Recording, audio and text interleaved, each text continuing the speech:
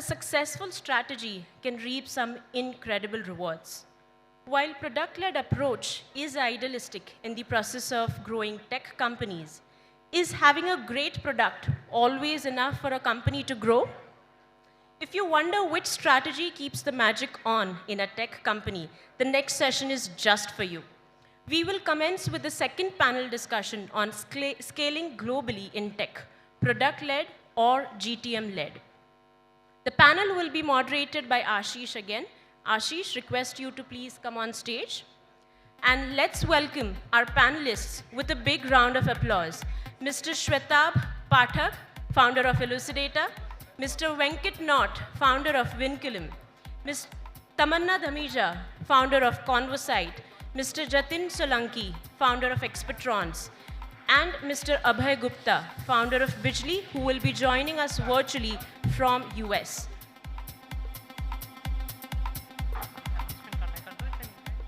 Ashish, I'll let you take over. In the meantime, audiences, there is one black laptop bag, which I think is with the security. If anybody has lost their laptop bag, you can check with the security.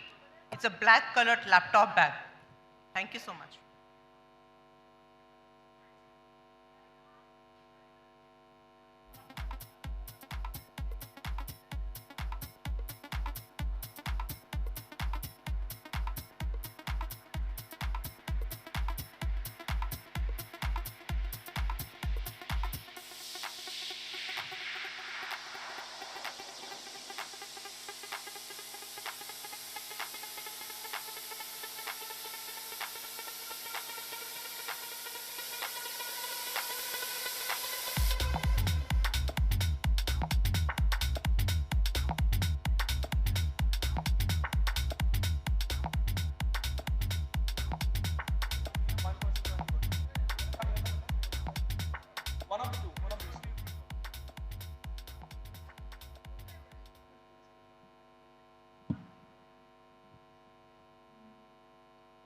So welcome.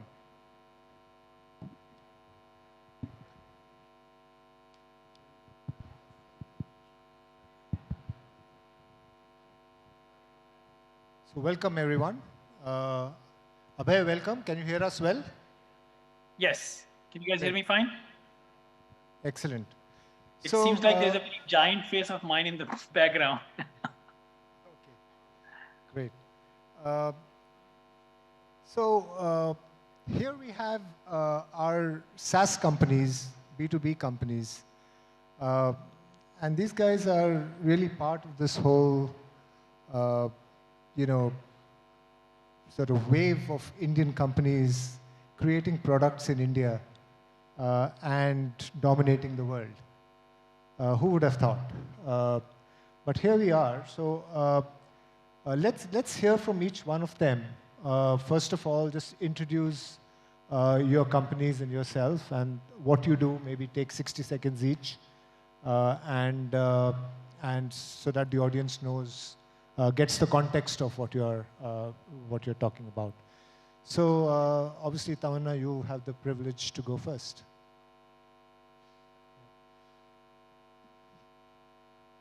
Hi everyone, I'm Tamanna, founder of Convosight. Convosight is a community advocacy platform. We help brands tap into consumers in existing communities on social channels where peer-to-peer conversations are happening. So think Facebook groups, WhatsApp, Telegram, Reddit. All these channels were previously untapped. So we are creating this new category of community-led advocacy in the world. Venkat?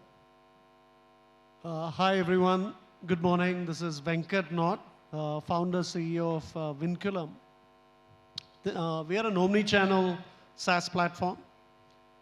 Think of us like the Make My Trip or the Trivago of e-commerce. We aggregate all orders, inventory, shipping labels across online, offline, and social channels for brands. So we enable both traditional brands to digitally transform themselves, aggregate all the orders and be present on channels where people shop and fulfill from the nearest location. This could be your own warehouse, it could be any retail store that you have or a franchisee store or inventory lying in a distributor or a marketplace. We've basically built, we have all the plumbing towards every part of the logistics and supply chain ecosystem, and we are making it extremely easy for brands to list and sell in the best possible way. So that's basically what we do. Abhay, would you like to go Yes, next? thank you. Absolutely. So Bidgely is an energy intelligence platform. And as the world is transforming into consumers becoming prosumers in solar and electric vehicles, we take the energy data from various sources, including smart meters and grid, and we help utilities of the world manage a very resilient grid in the presence of large loads like electric vehicles and solar. And we help consumers manage their energy consumption, which is going to become more and more complex with various rate plans and different types of distributed energy resources. So that's all.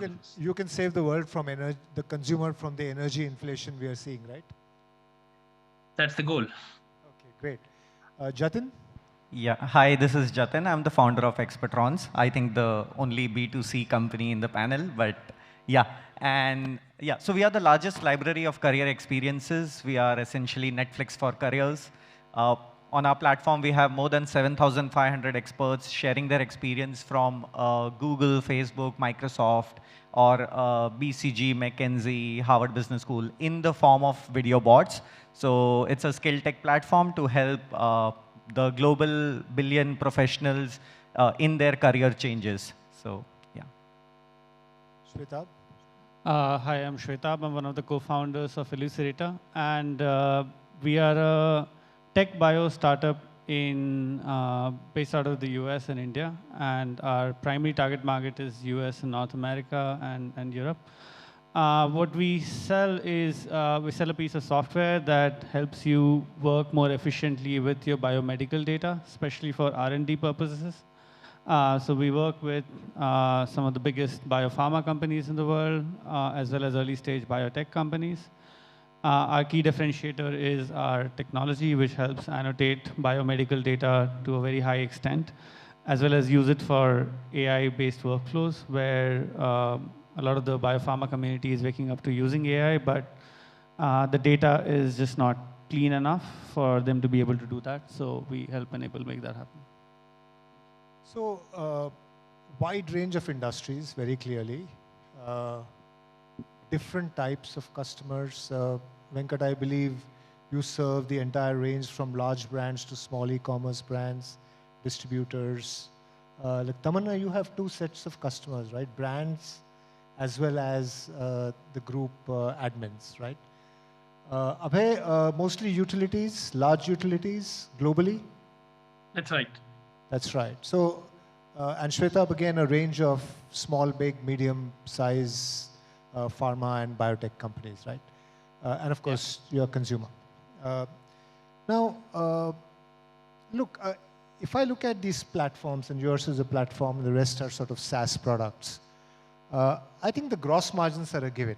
Unlike the D2C side, where everyone challenges whether margins are enough and you're just subsidizing the consumer, that's not the case in your businesses. So let's get that out of the way, right? So if you were to think about really growth and scale and cost of acquisition, these are the sort of things that drive value in your respective businesses, right? Now, my first question is, now, obviously you all did some experiments, created a product, it got some traction. At what point did you get the conviction that you are now ready to scale disproportionately and, grow disproportionately and also scale? How do you think of scale at different points in your journey? Tamanna, we'll start with you.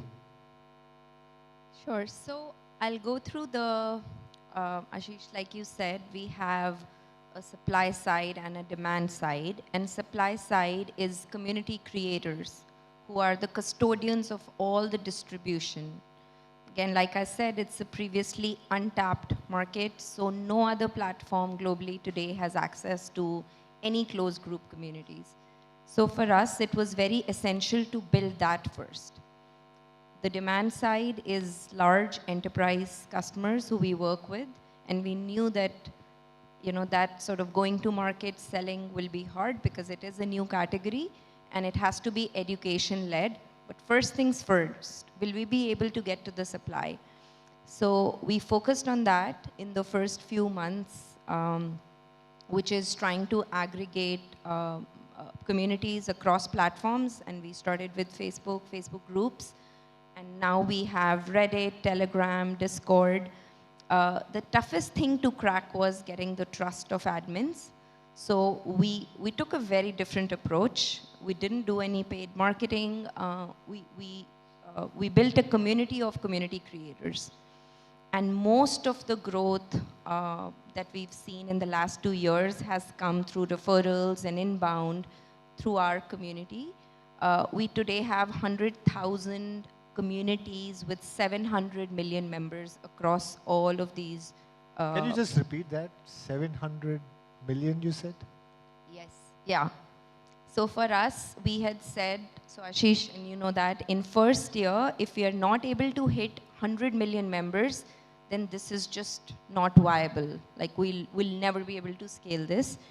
So that was sort of a flag in the sand. We said we have to get there, and we had to figure out a way to earn trust, which cannot be through paid marketing, which cannot be through paying an admin, which is why we built a community. So it's all been community-led growth for us in terms of acquiring that supply. And we continue to do so. When we started, it was all in India. Today, about 25% of communities are from US and Europe. Now, shifting gears to the demand side, this was really hard because when we launched, it was bang when the pandemic started. We got our first institutional funding when we launched in Jan 2020. We didn't know how we're going to do it because all of the things that work for traditional SaaS does not really work for us because we're a category creator. And selling to enterprises, it's a very sales-led motion. How do you do it just on Zoom? But I think we did, our product sort of sold for itself after the first few successful case studies. Just in terms of scale, in the last 2 years, we today work with 160 brands across 60 very large enterprise customers. So all the way from a Nestle, a Marico, to an Amazon, a Johnson's. What's good and we feel proud about when we look back is 50% of this growth came from referrals in enterprises. So that's kind of unheard of. And we want to grow that. Now we're going after channel partnerships. Also, we've really pivoted from an all-out sales-led motion to a heavily product-enabled, sales motion, which I can get into later. So. Great, and I'm looking at you, Jatin, because you also have this community angle and so on. So can you elaborate as to what you are trying to do and what your journey has been to create that initial scale and sort of conviction to grow? So in our case, of course, I mean, it was a platform with a lot of experts coming and sharing their experience of how they reached a top B school or a top company or sharing their job internship experience on our platform. Of course, the first 100 experts were the most difficult to get. We had to push like people from our alumni from IIT Bombay to kind of come on the platform. The first 100 experts were the most difficult to get. We had to get our batchmates, seniors, on the platform, but the remaining kind of came in more easily, and there was a lot of product involved in it, and like we had to make sure that the platform is built well enough so that anyone across the globe can have a simple experience of downloading our app and can record their career experience right from the comfort of their homes. So someone sitting in a Stanford library today can download our app, can start recording their career experience of how they reached Stanford for that matter. So, and when they download the app, they can actually, like the technology will tell them to be in the center of the camera, or there's a background noise, or so on and so forth. So we also had to maintain the quality of the content on the platform to be like that. So and that's how our journey kind of started from just being like from getting these 100 experts by push, by recording their videos and everything, to actually a product-led strategy and experts referring experts, and now to 7,500 experts on the platform. So we'll come back to the product-led. I want to hear from Abhay. Abhay, when did you start? How did you navigate the first stage, and when did you start getting conviction that your business was scalable?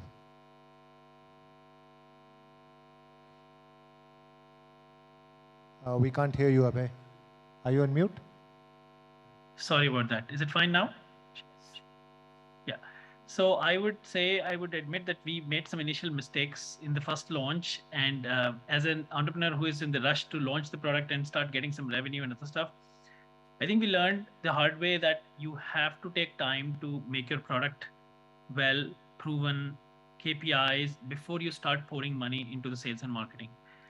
And the analogy that I use is about 2 units of product management, 8 units of product development, and 90 units of sales and marketing is what it takes to get large success.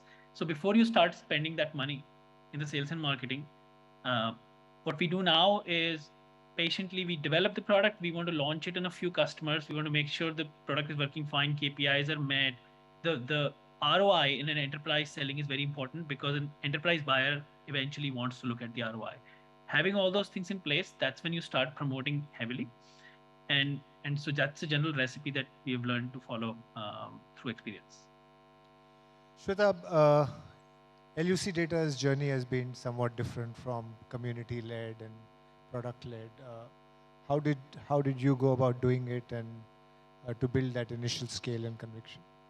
Yeah, so I think, for better or worse, we have a bigger ticket size maybe than most small ticket size SaaS companies. So there is definitely a reliance on, in the initial stages, there was a lot of reliance on the founders to sell. I mean, there wasn't so much, even Salesforce, we could not afford it.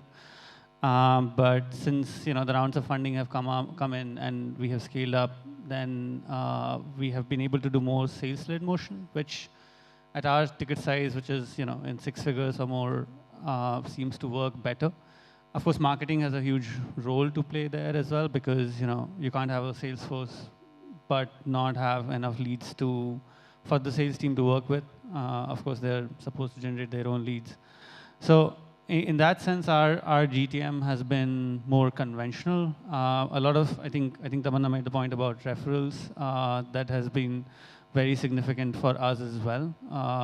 And biopharma is again, I mean, one of the things that we did, I think initially, at least as an industry, and this might be similar to other companies as well, we focused on a couple of markets, and even within sort of the whole big market of biopharma, we had a huge focus on one particular region, which is New England, Boston and New York and that sort of area, Cambridge primarily, because that's the center of biopharma. And one of the things that we realized was that there were a lot of organic effects of selling within one particular geography. So as global as the world is, people still want to live in one city, unless they are more adventurous.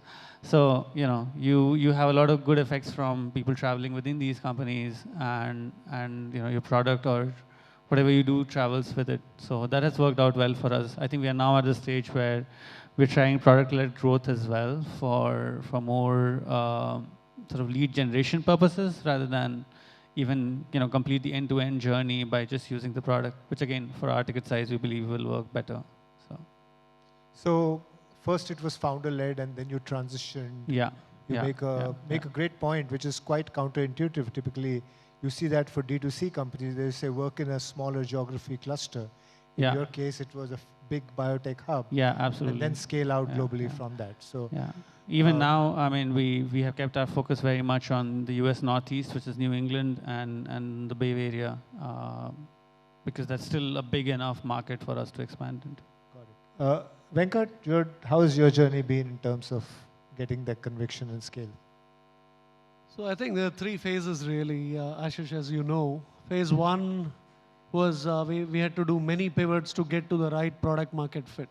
So I think that's the most critical piece anyway in terms of the journey of we are a B2B software company. So the product market fit is the first step. I would say the second phase is really, we are one of the companies who are helped by COVID. So because everyone is digitally transforming themselves. So I would say that TAM has significantly increased post-COVID. And also we've been nimble enough to evolve with the changes in the market. So for example, we extended the product to enable quick commerce. So every player in quick commerce, whether it's Instamart, Swiggy, Dunzo, or Zepto, all of them pan-India work with us in terms of the dark stores and the regional hubs. But besides that, as a product company, you got to keep innovating, keep enhancing, and finding micro verticals to scale. And that has been a critical part of growing the company. But if I look at it today, where any traditional brand, anybody in the malls or any internet first brand is a target for us. And every new evolving business model is an opportunity for us. I mean, we are doing 70% of our revenues in India, but technically this is still 3% of the global market. So when I look at the opportunity for us, we can just replicate whatever we are doing here in any part of the world. So, but of course there are a few pointers here. I don't know whether it's the right answer for this question, but I do think some of the things which are critical, of course, is funding at the right time. So to be able to capture that opportunity. Second, having the A team to be able to actually replicate, to be able to actually hire and replicate the opportunity which you have. And yeah, I mean, those are some of the thoughts. And of course, if for B2B software company, some of the key parameters you look for is growth, net revenue retention from existing customers, and LTV by CAC. So those would be your three key parameters. So you got to make sure that your existing customers are scaling. So customer success becomes extremely critical in terms of being process driven and creating the right culture in terms of people who can help scale the company. So I think that's a common thing you will hear from me in terms of people and culture, which is critical to scale. Yeah, let's come back to that. I think in one of the subsequent questions, I want to go back to this product-led growth idea that Tamanna and Jatin introduced. What is product-led growth? So again, we've done it a little differently. For us, we had to build product for both sides. We first went after building the product for community creators, and that was the toughest thing to crack. Because how to, build a product that gets integrated into various communities to get access, and then provide them tools to manage and monetize their communities. So we focused on that first. Again, building tools for community creators so that they can manage communities better and monetize through brand partnerships. It's been a journey. Today we are at a place that for community creators, we even have community profiles. Like imagine if today any one of you hears from a brand, or like even here, right, Elucidata, let's say if you want to go and look for communities of pharma, whatever, marketing professionals, like there's really no discovery platforms in the world. You cannot go, there is no Google, there is no platform where you can go and search for communities. You don't, even if you know they exist on, let's say, a Slack or a Facebook. So today we are at a place where we've created that discovery platform. It's a first, where there's profiles of communities, community creators, and there's this concept of growth loops, which we read about. We've never seen it play in action, but which we're seeing work out now, that community creators share their profiles with relevant brands or within their communities, and every share gets us X amount of leads. So that's starting to play out. and we believe that will be huge for us, because at the scale of community creators, each admin can get us X amount of leads. We have about 2,000 leads right now from small brands who we cannot service because we don't have a self-serve platform. On the brand side, Ashish, it's been very interesting. Initially, it was all founder sales led. So we tried to figure out what will really work, what are we selling in a PowerPoint, and then how to productize that. So again, today we are at a place where our lead gen is pretty much productized. Like, we're able to send out customized landing pages to each brand, which help them see what are the conversations that are happening about my category or brand.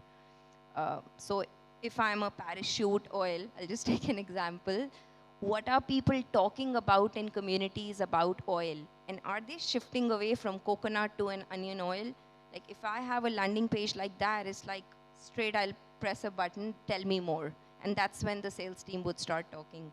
So this is, it's been a journey, first from PowerPoint to a product-led sort of on the brand side as well.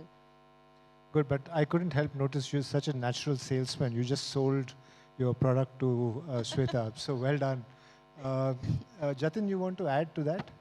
Yeah, I think more like Tamanna, how she has two stakeholders on her platform, like the community guys on one side and of course the brands on the other side.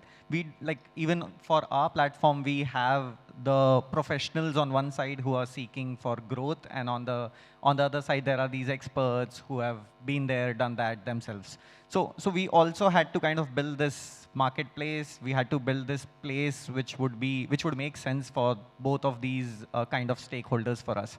So for the professionals who were coming, it was more like a Netflix, where how Netflix recommends you what movies you should be watching. We'll recommend you the experts who are the most suited for you based on your background. So say Jatin comes from a tier 2 city in Rajasthan, has done his engineering from a tier 1 college, wants to go to say technology companies. So I'll be recommended experts who are the most suited for me, who are more apt for me, because these professionals on one side, they are or the career seekers on one side are actually looking for these things on the internet, and then they kind of land on our platform. So that's the one side.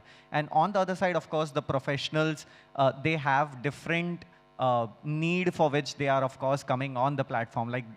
We actually see a lot of people sharing their experience on a reel or on a LinkedIn of how they reached a place in their professional careers. So experts were doing it for different purpose. So some of them were, of course, doing it for the fame purpose, like their video bots have got more than 50,000 views on our platform. Some of them were doing it for social purpose, maybe doing it pro bono, doing it for a cause, that whatever they earn on the platform, they can donate it for a cause, and also for monetizing their network. And this is very similar to how like your community members needed to know how they can monetize their communities. And here, these experts wanted to kind of, like they have some following on Quora, they have 20 people sending them requests on LinkedIn every day, but they don't know how to monetize that network.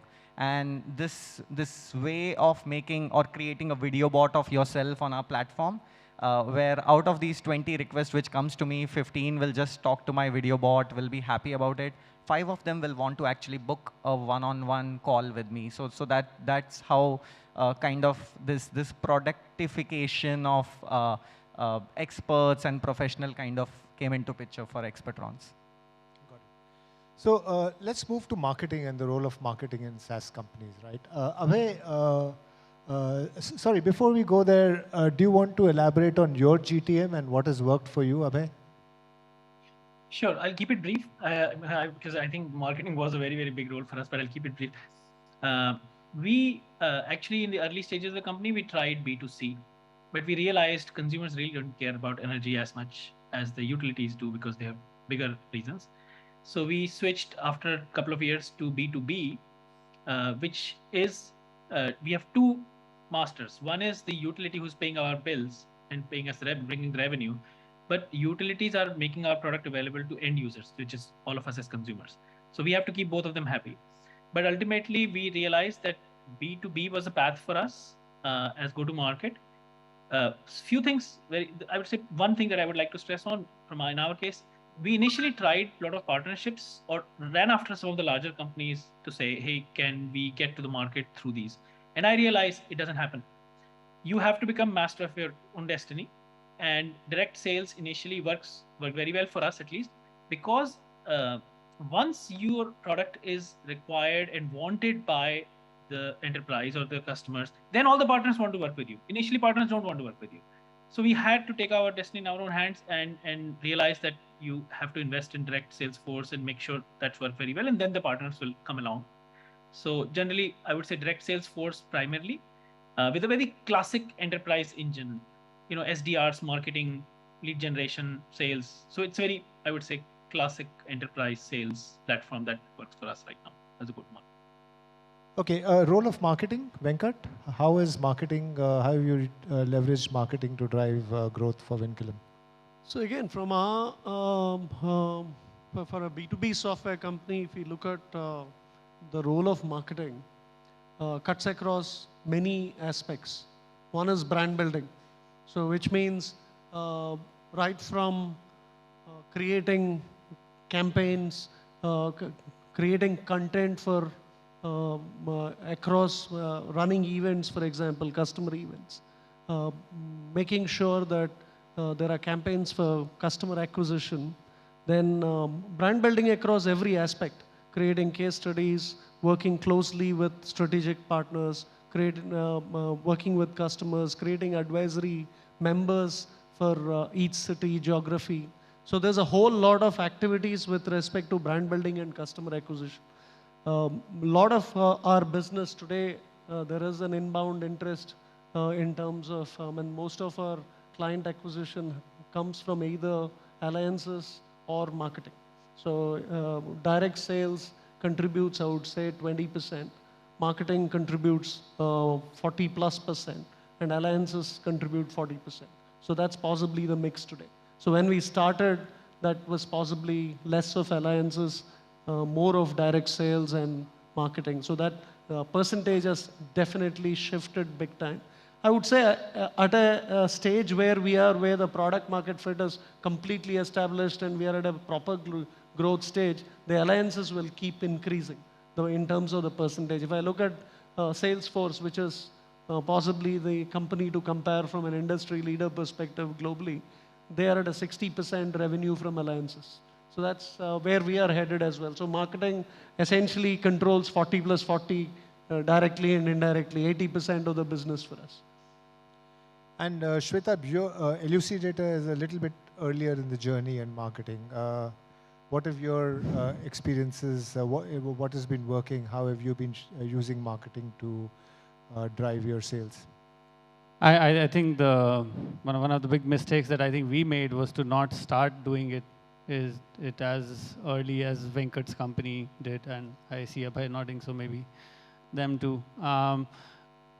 We just did not start soon enough, and I think it's in hindsight that you can see that, and we have been trying to fix it for the last year and a half or so, and I think we have made a lot of progress. In that sense, I have seen, since we have invested more in marketing and taking it up, and again, I think that's one of the things that maybe we didn't, because me and my co-founder are both very technical co-founders, and just this classic stereotype of marketing, right? Like, you think it's fluff until it isn't. So, it was not fluffed, and we realized that we needed to start, and we have made a lot of progress, and I think it has helped in a lot of things. As Venkat said, brand, I think, has been a big thing for us. We are a category-defining company as well. We are not quite an equivalent to another product that you would buy. So we need to make the case that you need to invest in this new piece of technology that did not exist before. And I think that case is very hard to make with just a sales-led motion or with just a founder-led motion. That voice has to come from somewhere else to the customer as well. And as marketing folks tell you, they need to hear something 7 times before they buy into it or whatever. And that I think we are doing now, and that has been very important for us. In some ways, alliances did not work very well for us in our early days as well. Again, as Abhay was referring, we did a bunch of co-marketing relationships, but you realize at the end of the day that other companies have their own incentives, and it's hard for you to break into that. And I think the other place where, of course, now that we have a reasonably sizable sales team, marketing where it is helping is setting up meetings, and again, very classic enterprise sales. You know, don't make it flashy. Just do the regular stuff. It's already been figured out. No need to reinvent it. Just do it well. We're running out of time, but I have 2 more questions left. Very quickly, what are the 2 important lessons or advice that you have for people going overseas, Abhay, or targeting global markets? Right. I can just tell my experience in the US market, because we are actually on the reverse side, just entering Indian market, and I'm trying to find how hard it is to sell in India compared to the US market. So maybe, you know, we can exchange the information with the founders. Actually, you know, it's a tough question for me to answer because I don't have the contrast between India and US market. But I would say in US market, it's like a classic enterprise. Your foundational stuff has to be fine. Go-to-market has to be extremely clear. The efficiency of building the machine and the operations. In fact, Ashish, if you don't mind, I would actually answer the previous question on marketing one, because it transformed our company completely.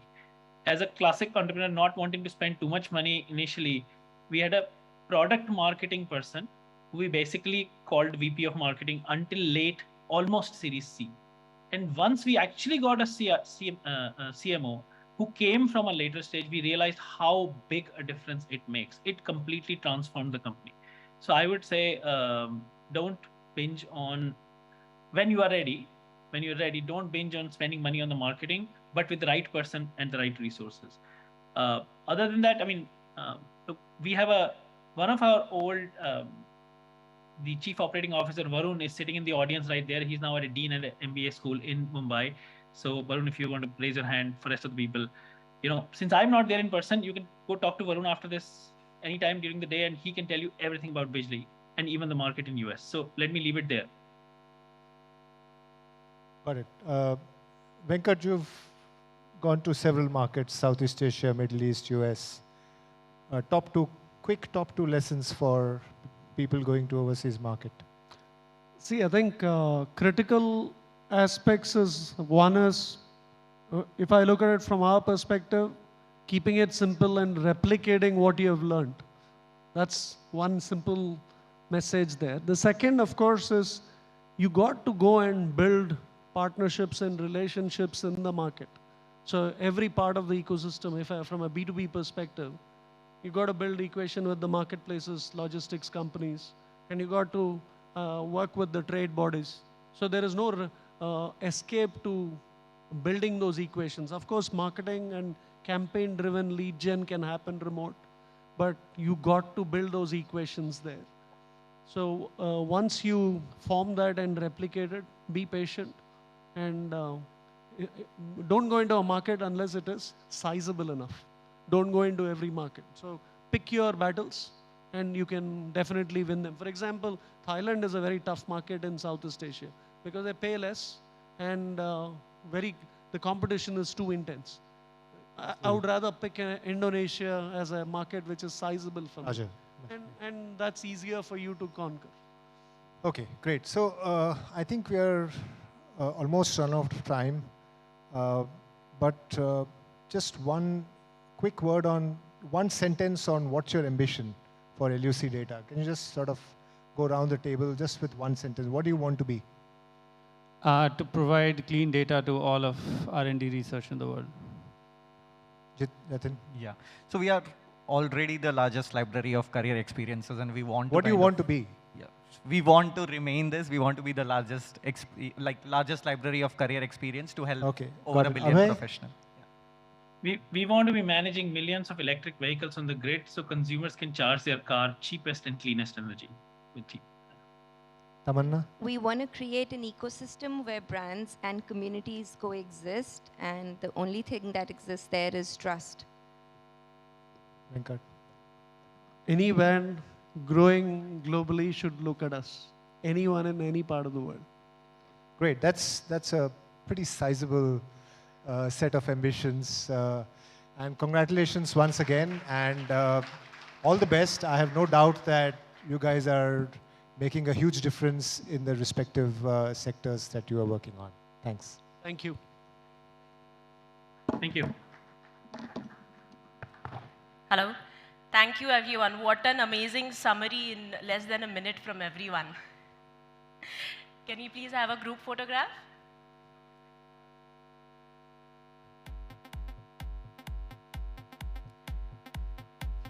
Can we also have Abhay on the screen for the group photograph, please?